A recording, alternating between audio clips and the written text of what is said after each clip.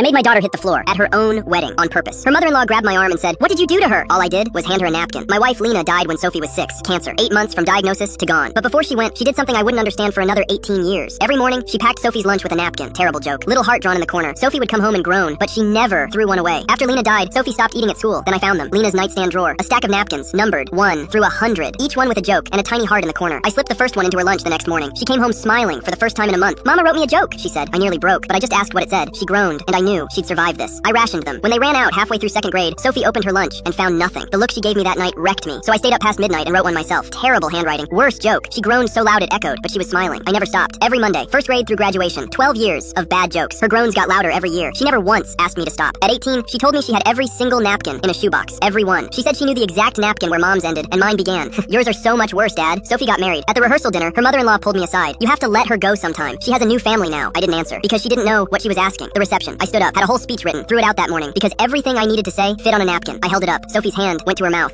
"What does a father give his daughter on her wedding day?" Silence. "The last napkin." Sophie was already crying, but laughing too. "That's not even a joke, Dad." I ran out of good ones. Around 4th grade, I walked to her, handed it over. She turned it over, and her hands shook, because the handwriting on the back wasn't mine. It was her mother's, written when Sophie was 6, kept in my wallet every single day since. "I'm so proud of you, baby. Love, Mama." Tiny heart in the corner. Same heart, 18 years later. That's when she hit the floor. Held the napkin against her chest, like it was her mother's arms. Later, she found me. Didn't say anything. Just put her head on my shoulder. Hadn't done that since she was small. "She was here today," she whispered. She never left, Soph. Drove home alone. Sat at the kitchen table where I'd written 600 napkins past midnight. Opened my wallet out of habit. Reached for a napkin that wasn't there anymore. Lena always said she'd make it to that wedding. I just didn't know she'd fit on a napkin.